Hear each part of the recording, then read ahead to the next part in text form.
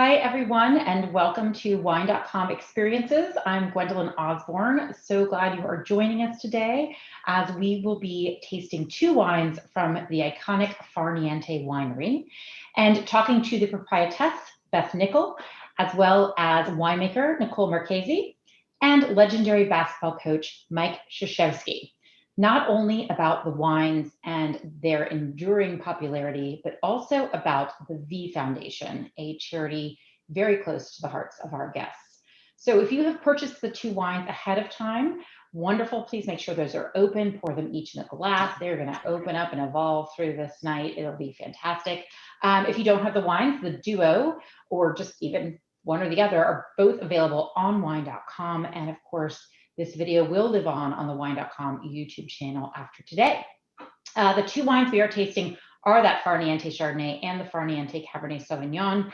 So let's welcome our guests who will be tasting and talking with us. We have Beth Nickel, proprietress of Far Niente, Coach Mike Krzyzewski, here on known as Coach K. I can pronounce it twice. I'm very proud of myself. He is head coach of men's Duke basketball, and then of course Nicole Marchesi, winemaker at Far Niente. So welcome to you all. Thank you so much for joining us today. Okay, so for those of you at home, we're going to talk a little bit about the V Foundation and the story behind the wine and the partnership. So if you feel like sipping before we get to the tasting, that's totally fine. Feel free. So I want to start a little bit. I want to start by talking about the V Foundation. And so Beth and Coach K, I know your partnership and your friendship began through this foundation and the V Foundation wine celebration.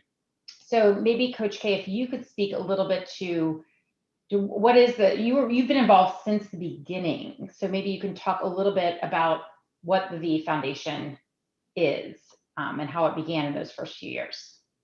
Yeah, well, Gwen, it's an honor to be here. Listen, I'm used to being on the court with great talent, so to have Beth and Nicole be right in the middle, holy mackerel, it makes me look a lot better, especially with these two great wines in front of me. But no, I've been with the V Foundation since Jimmy formed it in the early 90s, but the wine celebration started about 2 decades ago. And the V Foundation is all about winning, beating cancer. And the wine gala that we host, I've hosted it for 14 years. Hostess and in support of it since 2005, really. And it's raised $118 million to fight cancer. And when we give a grant of $100,000 to a researcher, they're able to leverage it to a couple $1 million. So basically that 118 million turns out to be billions of dollars, and it wouldn't happen without her, really. She's been absolutely amazing. Yeah, and so I mean, this is such a great foundation that takes them, and again, like you said, the grants, it's giving money to the right people to make cancer research happen, and to be able to fund that is so important. And Beth, how did you get involved in this foundation? Well, as Mike says, it had been established here more than 20 years ago. And so it started out at a neighboring winery. And the first year that it took place was 1999. And they raised about $400,000, which was a big achievement back 20 years ago. And so it coincidentally happened that my late husband, Gil Nickel, was diagnosed with melanoma about that same time. And so it started the long uphill battle. And in 2003, V Foundation Wine Celebration awarded Gil their inaugural award for courage. And it was just a few weeks before he passed. But the whole V Foundation organization is comprised of wonderful people who are very intelligent and motivated and generous. And so it was a natural thing for us to want to stay involved. Mm-hmm. And we, so the wine celebration had outgrown our neighboring winery that originally hosted it. And so we extended an invitation for them to have the show at our place. And so it's been the home base for V Foundation Wine Celebration ever since. So this is more than 15 years. And in all that time, the V Foundation itself has raised over $250 million. And like Gwen said, it has leveraged itself into billions more than that. So it was a natural partnership for us, since we're true believers in searching for the cure for cancer.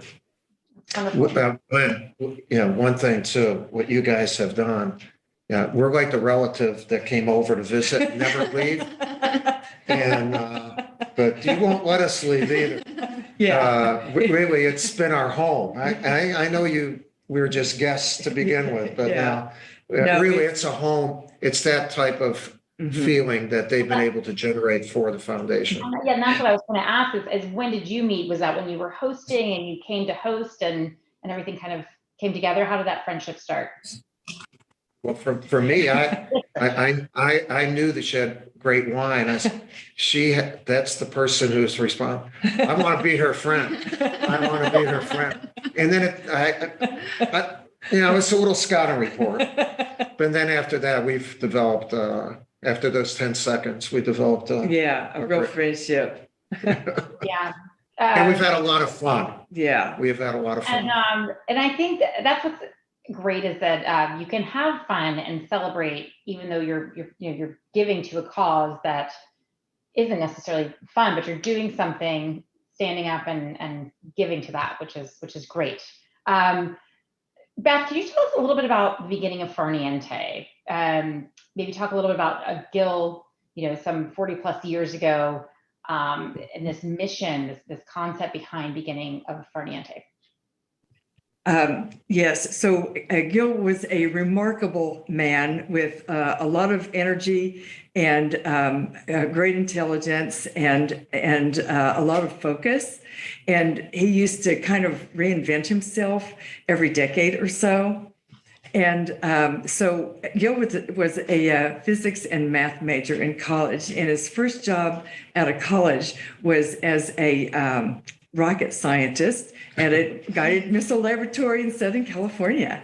And he enjoyed that because it was very mentally stimulating and he loved the work. But then he started missing his roots back in Oklahoma. So he headed home to Oklahoma and joined his dad and brother in our family business, which is we are growers of wholesale nursery stock on a very large scale.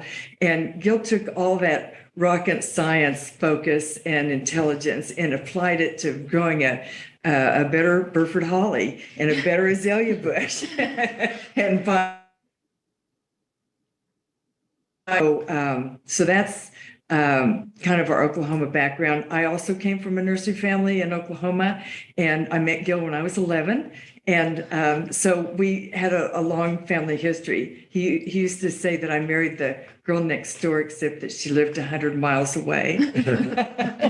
That's normal in Oklahoma, though, right? Big state. But so anyway, after a decade or two of running the family business, we decided to run away from home to Napa Valley, where we had visited many times. And we had the dream of creating a world-class wine estate. And so we poked around Napa Valley for a couple of years and finally found what we were looking for. And only we didn't know we were looking for it when we started, but you're seeing a photograph of Far Niente when we found it in 1979, and it had been a winery built in the 1880s, and it was abandoned in Prohibition. And so it sat here for 60 years and just waiting for us to get here and start the work.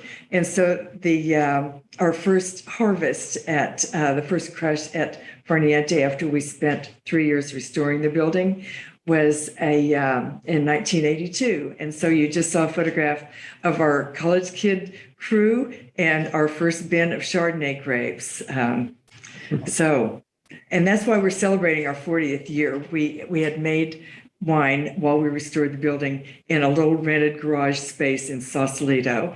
And so welcome to our 40th vintage, everybody. It's fantastic. And I love that story of the love of that. I do have to ask a question before we start tasting the wines. Did Gil ever in the winery, when somebody was not getting something or understanding something, did he ever just say, it's not rocket science? Ever? It's like, I love it when an actual rocket science just can actually say that. I think it's great. That's pretty good, Gwen. I hope he used that. That was good, Gwen. I will put that around a little bit. Anyway, okay. So let's taste the wines. The Chardonnay is first. This is a classic, iconic Napa Chardonnay that we're celebrating, like you said, the 40th anniversary here. It's been one of the most beloved Chardonnays in the world. And it's consistently gorgeous and delicious. There are people who are just so devoted to the Chardonnay for very good reason. But Beth, can you tell us a little bit about starting with Chardonnay and how that happened? Okay. I love to tell this story because when we arrived here with our little plan, it was to create a small world-class wine estate and produce just two wines, Chardonnay and Cabernet, which we regarded as kind of the queen and king of wines. And the standard by which all were judged back in the 70s when we started this were certainly French. So Gil, whenever he pursued anything, whether it was in the nursery business or buying a new canoe or a new fun race car, he always did a lot of research and took a lot of notes. And so we traveled to France, to the home of Louis Latour's Corton Charlemagne, which was the holy grail for us. And so so we kind of went in cold. We knocked on the door and started a wonderful friendship that has lasted all this time. And as you know, the winemaking world globally is very brotherly, and everyone wants to share what they know and contribute what they can to the guy over in the next continent, whatever it is. But we were welcomed very warmly at Louis Latour, and the winemaker, Denny Fetzman, was very happy to show us the equipment through the caves, the vineyards, all the things that mattered as we were trying to emulate it. And of course, our wine doesn't taste exactly like the French because we have different soil types, different climate, a lot more sunshine than the French do, more than we want lately. But there's a lot of factors that go into it. And so anyway, we started out getting the recipe from the folks that who we admired the most. So yeah, that's how we started. And that's a good way to go, is you take that expertise, but you have your own sense of place that comes out with that. And it's so beautiful. So, and Nicole, maybe let's taste through the wine, kind of talk us through the tasting note. You have this kind of sticking to your guns house style mentality. So you've been doing something for 40 years that's clearly working, because you have people who just are devotees and love this wine, and it's just so stunning. So tell us a little bit about, without giving any secrets away, just some maybe vineyard, not that any of us can go afford to start a winery right now, but, and things in the vineyard and the cellar that kind of keep this such a classic. Sure. I want to touch on real quick before we get into the tasting on the spirit of pursuit and research that although I never met Gil, I feel like we really try to embody all the time in winemaking. I was just going through old stuff in my office and have a binder of like all of these notes in brown Sharpie of Gil's where he's researching which clones to plant, all of his notes from Denny Fetzman, and I just really appreciate that, Beth. That's great. And we were talking about pursuing, and I think that pursuit of excellence and pursuing that house style every year is a common thread for us every vintage. So every year what we try to do is we try to make the same awesome Far Niente house style Chardonnay. And we make it from one of the main areas that go into the blend is an area called Coombsville, in where we own a lot of our Chardonnay vineyards. So the winery is in the middle of the valley where it's really hot, and the grapes that we grow are down in the southern part of Napa Valley and southeast in an area called Coombsville. So what we get from there is the great aromatics that I'm getting in this wine when I've been tasting it before.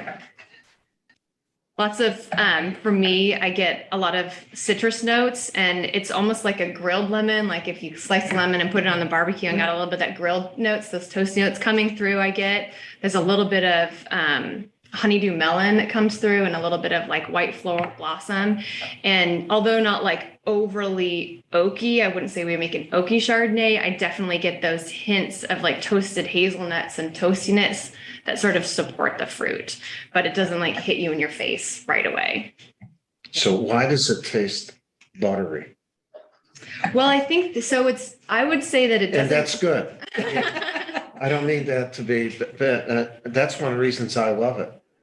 You know, I don't know all those terms that you're saying. Integrated buttery. So I would love, Nicole, if you want to touch on like the malolactic and how long it goes through that and how that all works, that'd be great. So actually we do not go through malolactic fermentation at all. We intentionally block that. Okay. So the malolactic fermentation is a secondary fermentation that is when all the sugar's been consumed and turned into alcohol, then a bacteria ferments malic acid, which is naturally found in the grapes, to lactic acid. And that lactic acid is a softer feeling acid across the mouth. So that's why you get some of those textures sort of butter, but compound that literally smells like butter. So I think when we say, we don't usually use the term buttery to describe this wine, I think but texturally, I think that's maybe what you're picking up on, where it's very, it's got a viscosity. It's very good. It's got a viscosity and an oily texture that coats your mouth, and it feels really rich, but it doesn't have, but it still has some like really good acid that comes back on the end and brings it together. And when you have that nice little clip of acid at the end, that's when you want to have another sip of something. It leaves your mouth like watering for the next sip, or you want to have some cheese with it to sort of pair well. You know, Gwen, as a coach, I love listening to these beautiful women, intelligent women. But with Nicole, for her explaining the way she does, it's like a great player. They have a passion, and they don't sit back and talk about it. They sit at the edge of their seats, and all in. For sure. I am all in. It's great. It's I love that. I appreciate hearing that. I am definitely all in for Chardonnay. I love making it. We have harvest a few weeks away. I'm going to go out next week and start doing my first grape samples, which is my happy place in the morning. And one of the things that you're talking about, the texture of this wine and thinking about my harvest decisions and picking with Chardonnay, one of the things that is such a hallmark in this wine is that sort of oily texture. And I believe it comes from the clones that we have planted in our vineyards. And it was some cuttings that Gil brought over from France. And as a good nurseryman, had cleaned up, made sure it wasn't one of those like secret suitcase selections that came across. Was that illegal? It was legal. It went to FPS. It was cleaned up, made sure there was no virus. And so we call it our Charlemagne clone that we have planted. And it's not a super fruity Chardonnay, but it has really beautiful skins to it. And I think we get a lot of that oily texture actually from the Chardonnay skin. So we actually destem and break up the skins a little bit before pressing the juice out. And I think that adds to that viscosity and richness. Yeah, that's great. I love this. This is terrific. And you could listen to them all day about this. Wine is also wine is a passion sport. It's a passion sport. It is, they're passionate. Is so balanced and integrated. I haven't had it in a while. It's not usually in my everyday budgetary, but it just reminds me how much. And I remember You're making a mistake, Gwen. You're making a mistake. After my next Start changing your habits. Yeah, Right. no, it's just beautiful. And I think that balance between that oily texture added to that wonderful acidity that brings you back for the next sip. Yeah. So, Coach, you kind of talked a little bit about why you love the Chardonnay, but you love it, the texture, the acidity. It's balanced. I like how it tastes and how it makes me feel. And it starts really when I look at the bottle. The bottle is so beautiful. Like it says, come and drink me. And you're going to enjoy it. You're going to feel great. And I've had so many good experiences with my family and friends drinking this Chardonnay. And because it makes everybody happy. Yeah. They know that they're tasting something that's very, very special. Yeah, I love that idea of tasting wine with people and making memories about it, around it. I think that's one of the things that's really gratifying, is that it's grown by people, it's made by people, and it's meant to be shared with people. It's not an alone thing. Yeah. And being able to know that you're making something that people have memories around is pretty cool. That's why I fell in love with wine, because of the great wines. And we've hosted the gala for about 14 years. And that's when I fell in love, because it wasn't just tasting wine. We met the people who made the wines, and how much was put into it. And they're seeking of perfection, how they want it to be great all the time. And my whole family, we've fallen in love with it. Yeah, and this whole wine celebration kind of helped you discover the world of wine and its camaraderie. And the wine, and also they're so sharing. All the winemakers here, they're not selfish. They want each other. They have each other's back. I guess they have the collective responsibility of making sure that Napa is as great a wine area as there is in the world. Yeah. And they feel like they all have that responsibility, and they're very, there's a camaraderie here that's incredible. It really is. It's impressive. There's many vintners that are involved in the foundation, and everybody is happy to be there.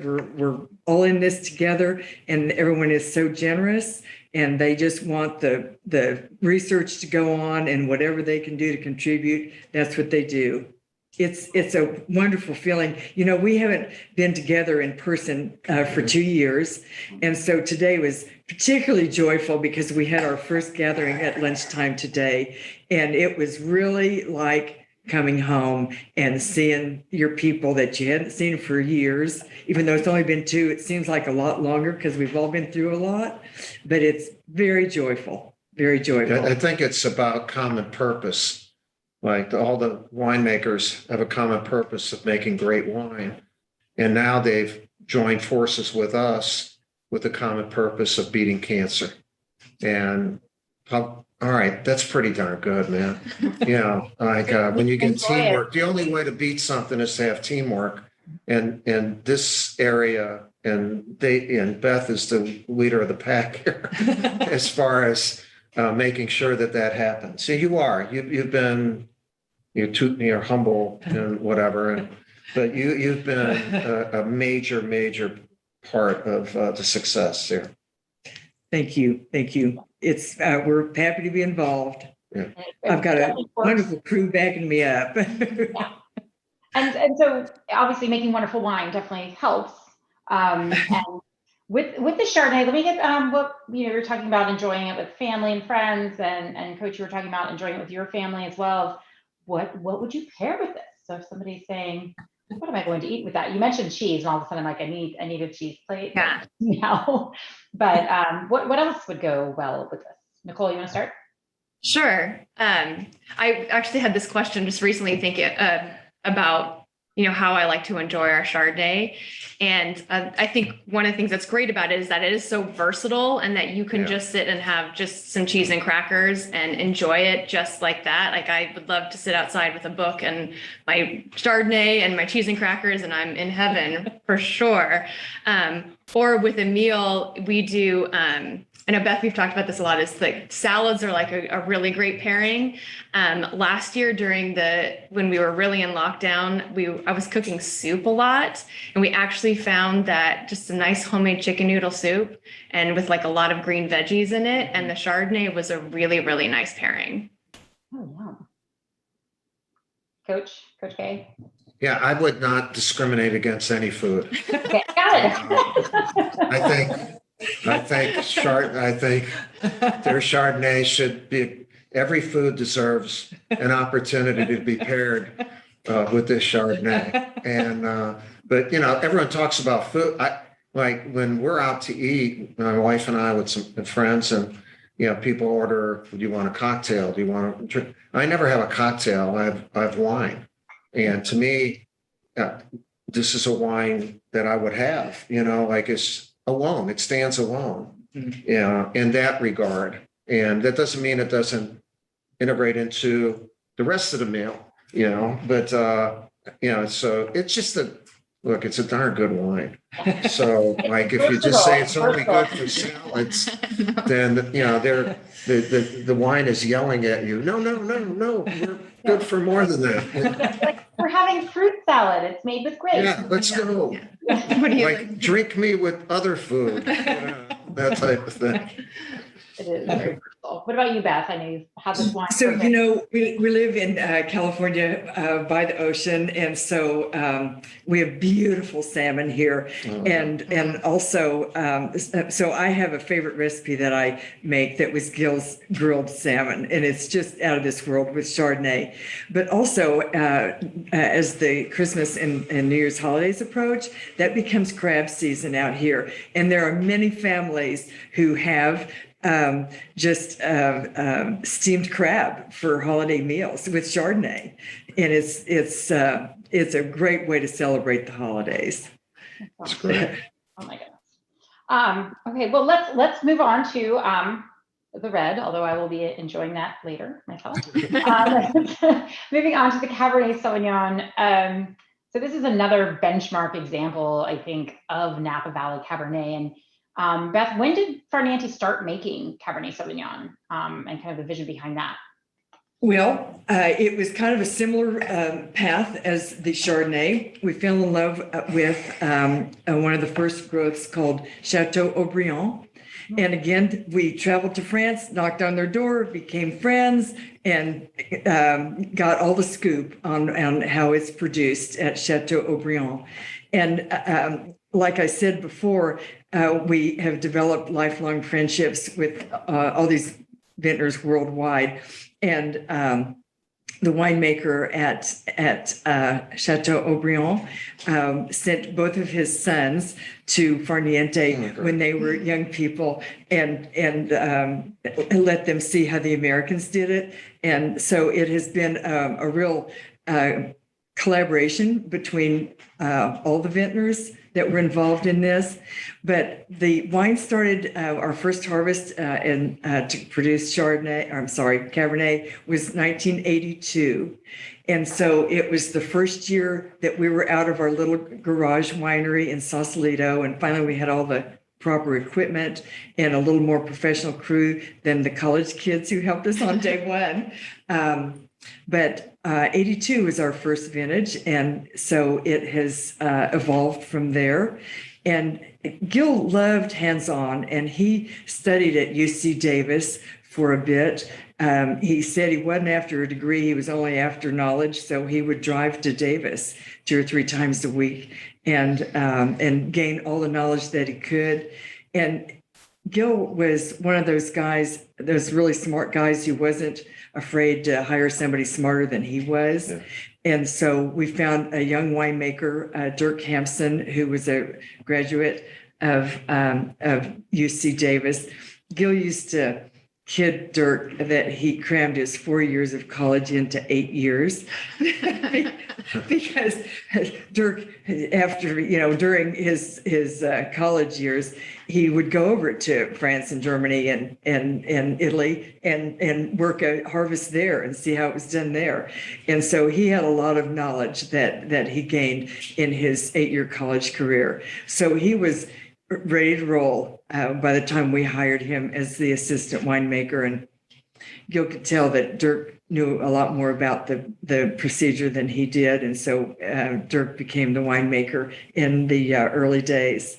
And now he's director of winemaking emeritus. He's still a partner in the winery, of course.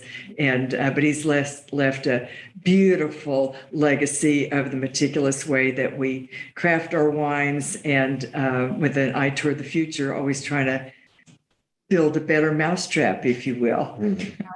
Absolutely. So Nicole, talk us through this wine and kind of just maybe some things about the vineyards and the cellar and kind of how those are reflected in what we're tasting. Absolutely. So this is our Napa Valley Cabernet, and I think it's a really great, just classic expression of Napa. I get a lot of really great pure berry fruit. There's mixed berries, a little boysenberry. I get a little like earthiness, a little spice coming through, a little bit of toastiness from the oak. It's not like just one dimensional in your face fruit. There's like other nuances and layers. And then I'm going to take a sip.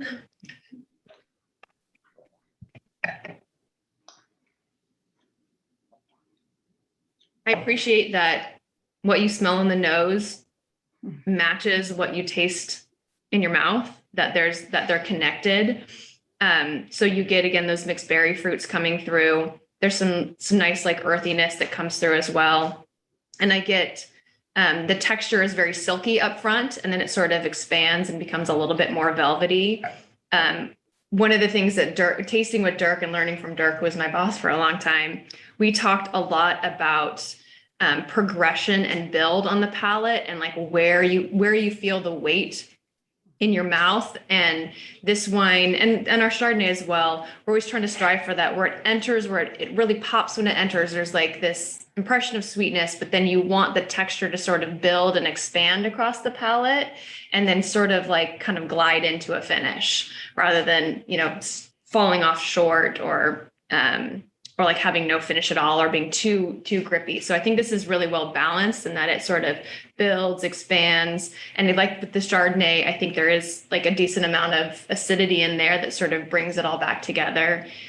Tannins, I think in terms of size and they seem very fine grain, where they're not too big and clunky and drying in your mouth, but they're present in that they fill your mouth, but they sort of kind of melt back down on the back palate, if that makes sense. I'm so visual when I taste. I'm like picturing it. It's like, I love it. I love the word progression, because I was going to say both of these I think evolve on the palate, but your progression, like I love that word. I think it defines it so well. Yeah, progression is always what we're talking about. And how does it linger? What are those like? And the last flavor I get lingering in my mouth is still that fruit flavor that I got initially in the nose, and it sort of like ties it all back together. Yeah, it's beautiful. Gave a bottle I to her mom, and she's so excited. I love how she explains everything. And I got to be careful when I put my nose in here. It goes too far. So those of you who have a big nose like me, be careful. Are you a fan of the Cabernet? Are you more of a red wine drinker or white wine drinker? No, I'm a big Cab fan. And this is a go-to. Really, anyone from their family. They have a family, of wines. So, but this one's a good go-to. Yeah, I love the opportunity to give Far Niente's expression of Napa Valley. We're based in Oakville, and that's where we have like our estate vineyards are here in Oakville, which is a really magical, special place. But what we've done with this wine is we've gone to other of the sub-appellations in Napa and really found vineyards that pair well with our home here. So when I think about crafting this wine, I think Oakville's like the scaffolding. It's the base. It's what we start with. And Oakville here on the west side can have some pretty big tannins. It has that sort of mixed berry fruit.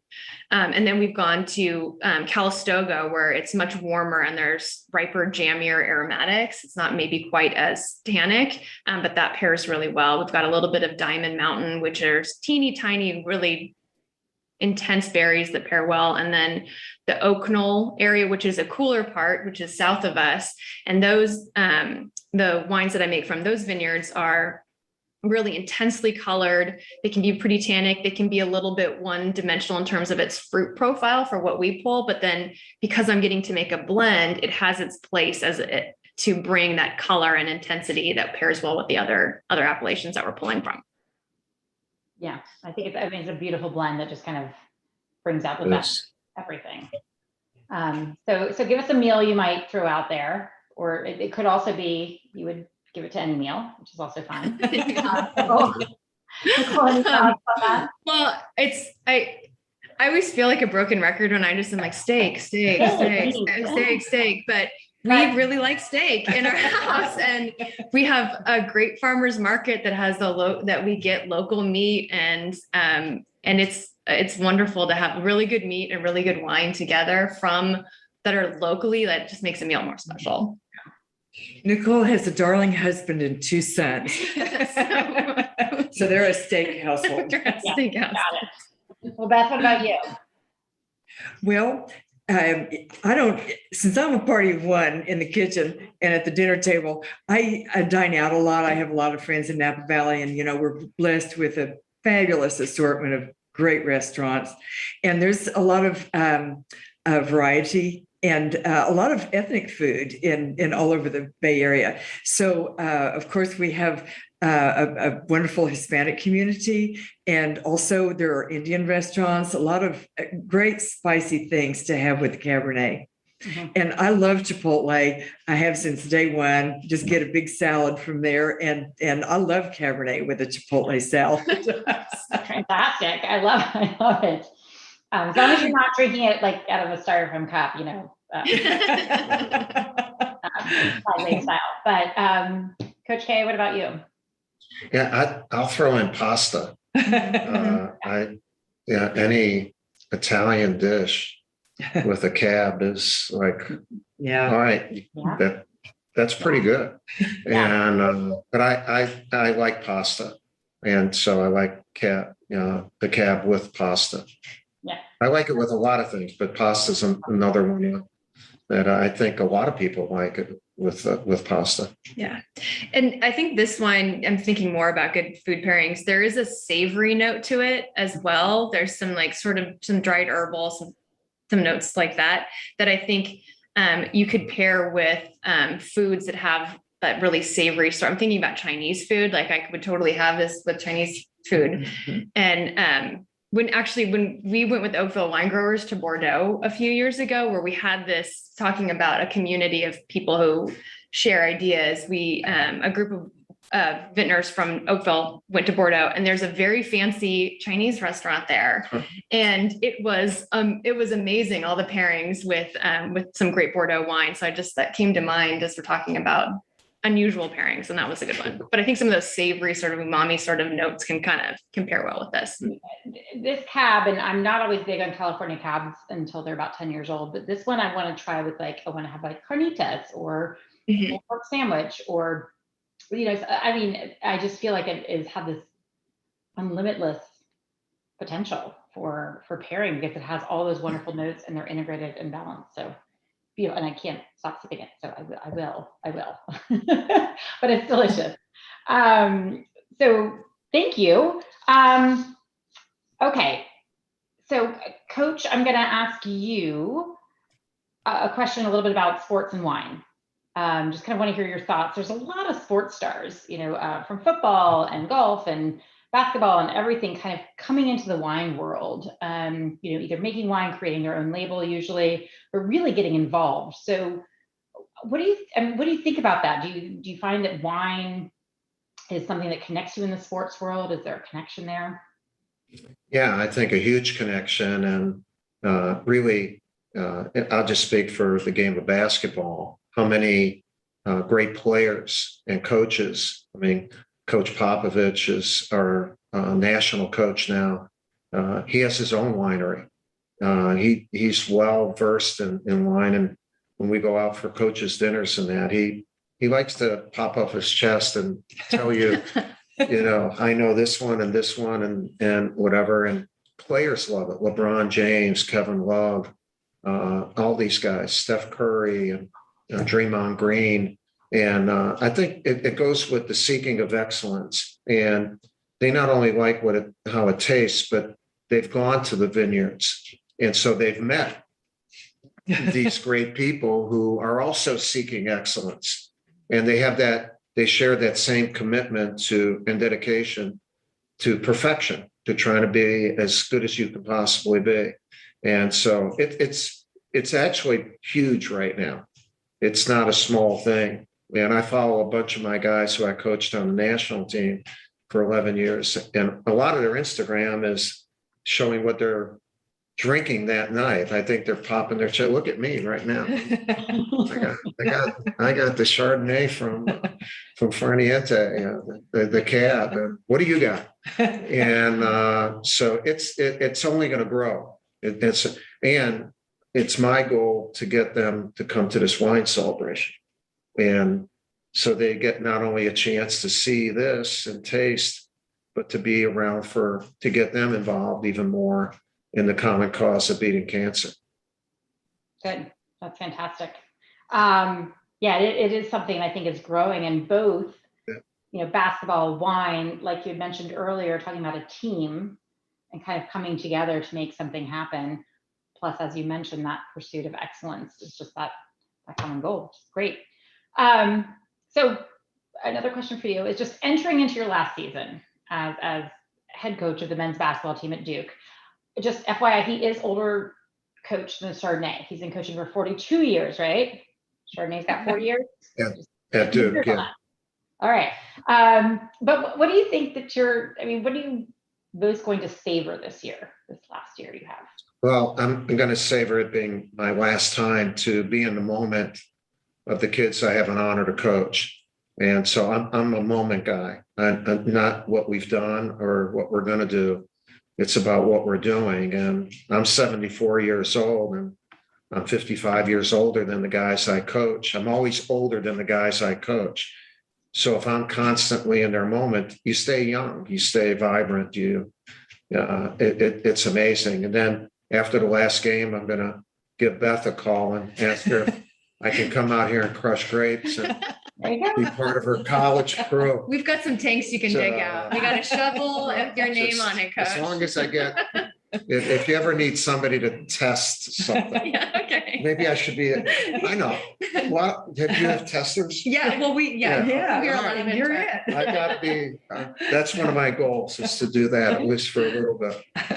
That is a noble goal. No, I'm passionate about being able to do that. I'm doing it now for a few days for the V Foundation, and it's spectacular. Fantastic. Well, I know you'll be missed, but I know your legacy will be adored. Thank you. Respected for. I've been a lucky guy. Yeah. Yes. So circling back just real quick to that V Foundation, it's the upcoming wine celebration. It's this weekend, correct? Right. Coming up. Includes several days of events with a gala to kind of top it off. And last year it was virtual. Back in person. Beth, are you excited to be back? Very much so. Yes. It's a weekend of amazing activities. Seeing our friends is the main attraction, of course. And we've got a dynamic auctioneer named John Curley who brings the house down. He's just awesome. Awesome. And so that the big bash takes place at Nickel on Friday night, and there's been a lot of pent up enthusiasm for this weekend. So we're happy to be back in person for sure. It's sold out, right? Yes, it is. Yeah. Always. There's room for more, though. I think one thing what Beth has done, because they're responsible for Nickel also, they've gone through a remodeling and refurbishing, and they've done it with the concept of making it bigger that's who she is. Right. I mean, on our future expansion plans, the V Foundation tent is center stage in all the plans. Not bad. Not a bad commitment. No. Thank you. We're excited about that. I hope that it sells out like you said, it does sell out every year. So that's fantastic. Anything else you'd like to add? Well, for me, One, I don't know how I got into this because I'm a basketball coach and I love wine and I love Far Niente. And after being here today, I love it even more because I think it gave the listeners, the viewers, I should say, a chance to learn more, but also feel. And that's what you end up. That's how I fell in love with wine. You get to feel the passion and of the people making it, and I love that you learned from someone who is great, but you're carrying on that legacy, and you're probably teaching someone else. They have a succession of excellence. Yes. That is fabulous. So anyway, I hope everyone's enjoyed it as much as I've enjoyed being with Beth and Nicole. Great. Well, we appreciate you being here, and Beth Nicole, we appreciate you being here. For everyone tuning in, if you didn't have these wines, these Far Niente wines are still available on Wine.com. If you want to buy a duo, you want to buy a solo, either way, we've got them every year, and every year they are phenomenal and fantastic. And the V Foundation. So, if you want to give and donate, you can go onto the V Foundation. I think it's v.org/give, but we can look into that. But definitely go into there, find out what they're doing. They're doing such amazing things, and the amount they're able to give to these research grants is really just kind of mind-blowing. So thank you, Beth, Coach K, and Nicole for being here and joining us. It was just lovely speaking with you. So much fun. Thank you. Cheers. Enjoy the rest of the Cheers. weekend, the gala, the everything. I drank all my cabs, so I'm just gonna. Cheers.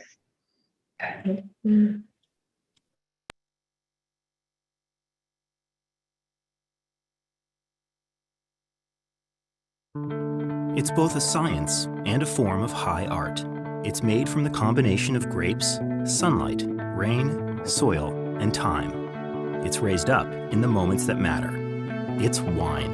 And we are Wine.com. We have the largest wine selection in the world, online sommeliers with free advice, and now our powerful new app puts the entire world of wine in your hands. Wine.com. Seriously passionate about wine. Download our free app today.